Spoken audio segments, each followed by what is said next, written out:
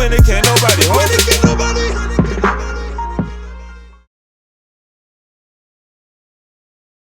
Right, man. So I'm scrolling down my Instagram timeline earlier, and I see J.Prince post what appears to be an E-Pill. Y'all know what an E-Pill is? An ecstasy pill. You know what I mean? The rappers used to talk about it. Been in the streets. You may have even experimented in your lifetime with this, but J.Prince posted this, and he put this caption. He put, all my adult life I had to avoid being set up by law enforcement in the streets. I vowed with an oath to God in my early 20s to never contribute to this aspect of the game anymore in my lifetime. So you can only imagine how I'm feeling about this violation taking place in the streets of Houston with my brand, Rap-A-Lot Records, on a narcotic pill. I need to know if the police or the streets are behind this because it's a violation. And if you're caught making, selling, or using narcotics with my branding illegally imprinted on them, you'll be in violation and have bigger problems than just the police. Let the search begin. Mob ties, family, and friends. Get at me with the information. J.Prince is trying to get to the bottom of this, what looks to be like an ecstasy pill with the Rap-A-Lot logo imprinted on this. Now, a couple of things went through my mind when I actually seen this. One, I thought, okay, maybe Gov, and that's probably like 90% of what I think, you know what I'm saying, with the situation. Simply because you have to know the history of J.Prince, for one, and the history of progressive black movements in America. And then you could say, okay, this is not really outside of the realm of the possibility of some, quasi secret government, group that's sent in to watch and ruin the credibility of people who have the power, to make some real serious change within the communities. And what he's still doing. I mean, this is by no means, anything that could derail with what, J.Prince has done in Houston, will continue to do. But it's a bad look. It's a bad look. And he also, goes on to say it's a violation. Like, first and foremost, you can't be printing shit with my brand, selling it, whether it be underground, above ground. But he also made it very clear when he said, and that was the first thing that he actually said. He said, I need to know if the police or the streets is behind this. You need to know. Because if y'all don't know about J.Prince and his history and him building Rap-A-Lot Records, you wouldn't know about him telling a story of how a federal hitman was pretty much sent out to, in other words, just kill him, to take him out of here, to set him up, to do whatever he could do. He tells that story. I forget what broadcast it was on, but he actually told the story. I put some clips together of a video that I did. So what I'm gonna do for the people is, at the end of this video, I'm gonna throw that video on the end of this one, so y'all can see the history of all this. So you can say, okay, we know what this probably is. This is some old other, crazy stuff. Now the other side of this could be, just to keep all options on the table, it could be just some crazy street, whatever pharmacist or whatever that's, stamping the logos on stuff, and everybody or anybody that's listening, because we got nothing but real people who's been in the game on either side of the spectrum. You know that you're gonna find some crazy shit on whatever, whether you pushing, you know,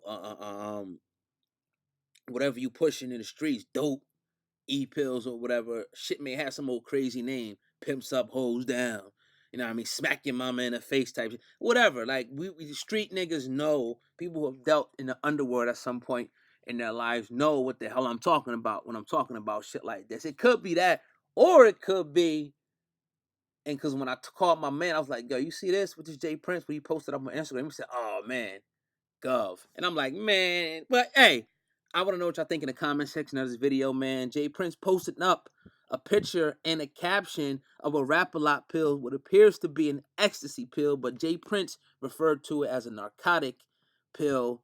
Looked like a triple stack E-Pill, you know what I'm saying, to me. But yo, let me know what y'all think in the comment section. Like I said, at the end of this video, I'm going to put the video, of J.Prince, James Dash, and a few other people that had some issues dealing, with some federal entities and whatnot. Also, make sure y'all share this video and hit that like button, man. I do appreciate y'all. Also, in the comment section of the video.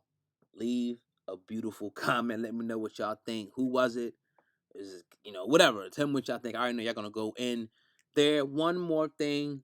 Make sure you hit the notification bell to get all notifications from this channel. Hit that notification bell. Do not forget to do that before you leave. But stay tuned. I got a treat for y'all to watch at the end of this video. It's your boy, Oh God. I'm out of here, man. Stay tuned to watch this, y'all know. He was on Sway talking about how the feds came in on him. You got J.Prince talking about how the feds tried to kill him. And you got I'm not particularly cool with some of these brothers' lifestyle, but nonetheless, they're my brothers. You understand what I'm saying? Yes, sir. We have to look at Damon Dash. We have to look at Suge Knight. We have to look at Irv Gotti. And we have to look at J.Prince. These four gentlemen that got together and was going to put up $30 million apiece to get and create their own distribution company to distribute black music. These people got together and said, we'll never let it happen. It'll happen over our dead bodies. All in 1 week, I'm telling you the short version of the story. All in 1 week, they raided the offices of these four brothers. I'm going to say them again. Damon Dash, Suge Knight, Irv Gotti, and J.Prince out of Texas. When you were trying to do a distribution label with Suge Knight and Irv Gotti. Yeah. Myself, Suge, and Irv, we were contemplating doing the first black-owned distribution company. And coincidentally, one may think, all of us was being hit up around the same time. So we understand what happened with Irv, them, and Suge, and I'm the last man standing. Speaking of that a little bit, Special Agent Jack Schumacher, he was leading an investigation against you, and he killed 6 people in the line of duty, all of which he was investigating. Did you think they put him on your case to take you out? No doubt about it. No doubt about it. And I think the number is 8 instead of 6. It was 8? Oh, damn. Yeah. So this was a hitman. I don't know no better way to characterize this guy other than a hitman. But they chose him and the agent Chad Scott, who is presently, I think he's been indicted on 13 cases. They put both of these guys on me to wipe me out. You know what I mean? To destroy me, to destroy Rap-A-Lot.